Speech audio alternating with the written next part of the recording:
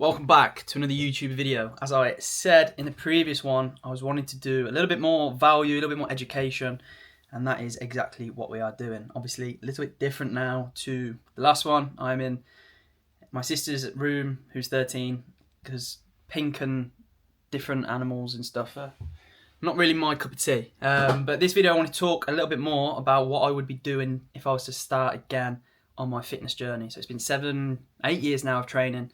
Done it all, the photo shoots, Ironman, triathlons, marathons, this, that and the other. So it's fair to say I know a fair bit, but there's definitely things I would have done differently, and that is what this video is going to break down. So again, I'm going to jump on, I'm not going to do some animation or anything, I'm going to jump onto the laptop, walk you through a few steps, a few things I'd look to be doing if I was to restart my fitness journey. Okay, so if I was to start my fitness journey again, here's what I would do. Okay, as I said before, I've been training now for over 8 years, done it all, done a lot of it well, a lot of it could be improved upon.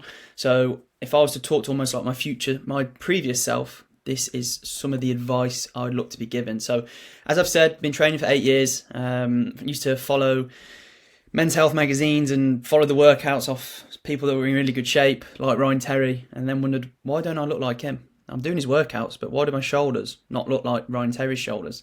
So, you know, I've learned from that, made a lot of mistakes, like I said, when it comes to training, nutrition, recovery.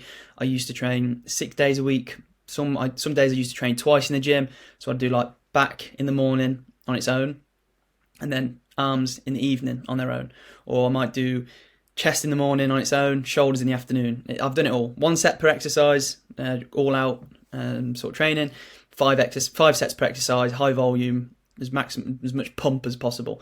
So there's a lot of ways to do it. You know, there's no right or wrong way to train, but there's definitely more efficient ways and methods of training and getting the most out of your time spent in the gym. So if I was to go back, these are a few things I'd look at doing. Okay, so straight away would be understanding the key training fundamentals. Okay, and that's basically going to be a case of getting strong in the gym, thinking about execution, thinking about form, and not trying to copy what some people out there might be doing, okay?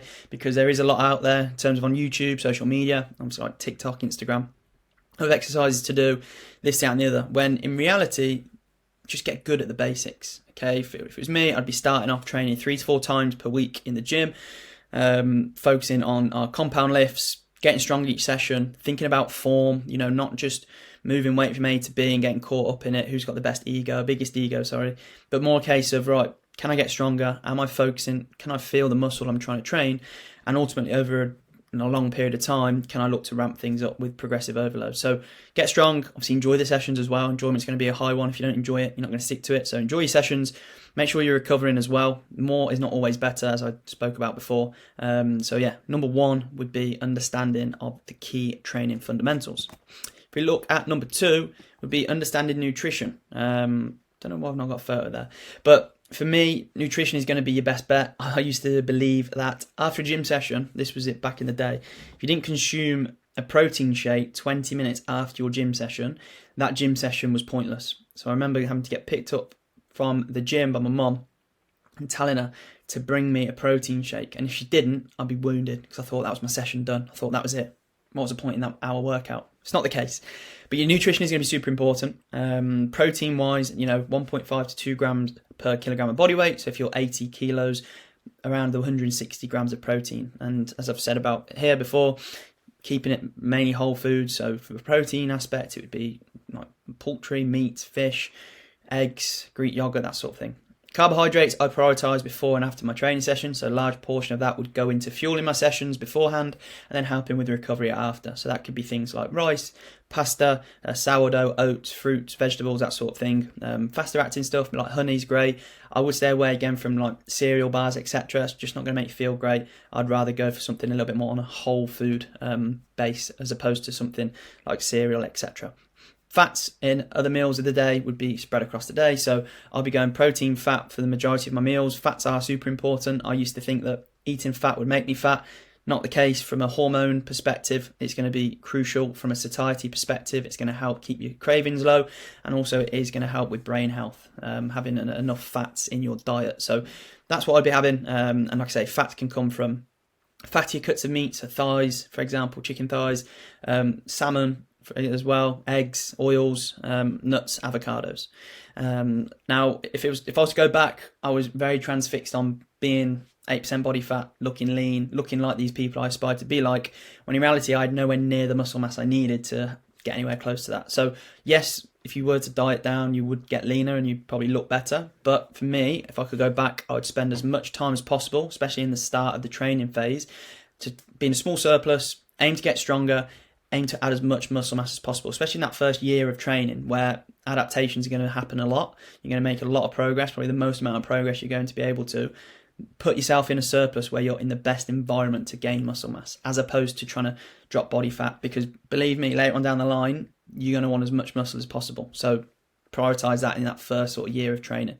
But again, it's going to depend on sort of the individual. If you're someone that's quite overweight, then you may look at sort of doing the opposite, but it's person to person. So that's how I would go about nutrition. But like I said here, make sure you nail this straight away. If it's 3 meals a day with a couple of snacks, if it's 5 meals a day that you like to prepare in advance, understand your calories, have a decent understanding of macronutrition, and obviously over time that will obviously develop and you'll be able to obviously make the right suggestions for your own journey going forward. Now, number 3, learn from those ahead of you. So a little bit contradictory, as I just said before, in terms of not getting caught up in it all. But there are going to be people out there that have fantastic credentials. There's going to be a lot of people out there online, on social media, on courses that's going to help you learn. Hopefully I could fall into that camp, as opposed to just trying to get people's money and base all my marketing off selling a dream. So when I say learn from those ahead of you, there are going to probably be people in your gym that are on a lot of anabolic steroids, what you class as like bro lifters. They use bro science. They think more is better. They want to shock the muscle. If anyone tells you you need to change your exercises to shock the muscle, they're an instant don't listen to. It's a red flag.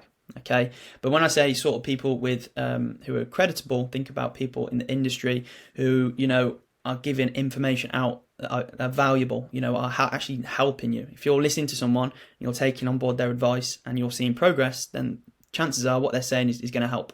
Okay, ask people in the gym who have a physique or look a certain way that you aspire to do. Go and ask them how long they've been training for. What sort of tips would they give? What sort of advice is there to stay away from or to do this, that and the other. Obviously you have things like books, social media as well, like I said, YouTube videos. That's where I did the majority of my learning in the early days, was watching YouTube videos. And obviously as it became more of a career, it was sort of investing in courses, mentorships, that sort of thing. But like I said, there's pro and con. Just obviously be careful of who you listen to, but like I've said, there's plenty of people out there that you can obviously take good advice from. Or hire yourself a coach and pay for someone's advice and support, but also their knowledge. So I did this when I was 19, so a good few years ago now. I reached out to someone who looked, trained the way I wanted to look and train, a little bit different to now, full on bodybuilding, had good social proof, had lots of value, was well accredited. Okay, qualifications don't mean anything, but just by listening to how he spoke, I was like, yeah, you know your stuff. Yes, I was paying their help. Yes, I also saw it as a business investment because I could learn from him to then obviously use in my own client base. But someone again you're going to learn from, you're going to have that structure and support and speed up your advice, speed up your progress, 100%. Rather than winging it, go to someone that's where you want to be, let them help you, pay a fee, and you will get there a lot quicker. That's not a sales plug either, by the way. If we go on to number 4.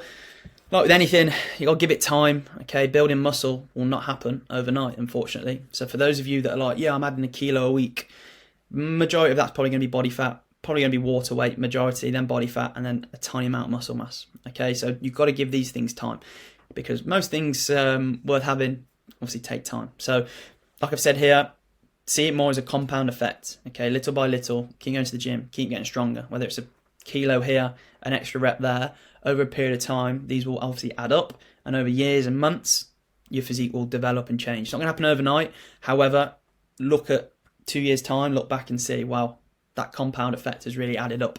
So learn to enjoy the process of the training, learning about nutrition, research, education, rather than fixating on wanting to look like a certain way, because that will come as long as you do the process. So as always, enjoy the process more so than the outcome.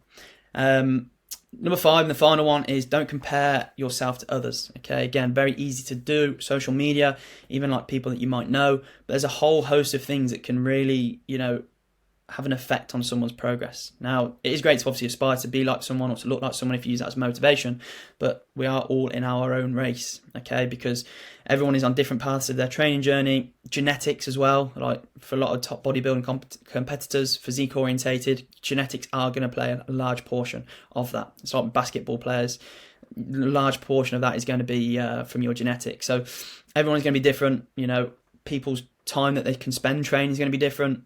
For like me, when I did my Ironman, I was very fortunate. I could literally train like a full-time athlete, so it was great. Most people who've got 9 to 5 can't do that, so comparing themselves to me is going to be completely different. Others may be, on extra supplementations. They may be taking exogenous hormones or peptides or other things that they may not be as open about. So you're thinking, how on earth have you gone from this to this in 6 weeks' time when they haven't told the full picture? Okay, there's a whole host of things that can affect this, as I've spoken about. But for me, compare yourself to yourself, look back, set yourself mini goals every month, every 3, 6, 9 months, tick them off, then obviously look back and you'll be able to see the amount of progress that you've made. So you'll definitely be further ahead than you would be if you were just always comparing yourself to others. So one piece of advice, do not do. And there we go. That is the tips I would tell myself, I guess, or if you're just starting your own fitness journey, what I would be looking at focusing on. I mean, this could be applicable for those of you that have been training for a few years, but maybe just feel a little bit lost and through the motion. So, look through those points, maybe take a few of those into practice and see how you get on. For me, like I've said, there's no sales pitch. However, I've got a free 3-day training program, which could be perfect for you if you're short on time or you're wanting to make the most out of the least amount possible. So 3-day split, 3 full body sessions. There's 2 cardio sessions in there as well, as that is something I would be looking to incorporate to stay healthy, to stay fit, and obviously to help as well with those gym sessions. So if you do wish to download those, then obviously click the link in the description. That will take you to your download page and obviously crack on and obviously just give me some feedback as well as to how that goes. But that is today's video. Hopefully we can take a few bits away from it, look to implement them in the near future, and obviously get ourselves into the best shape we can. But hopefully we enjoyed the video. If we did, make sure to like and subscribe, and I'll see you on the next one.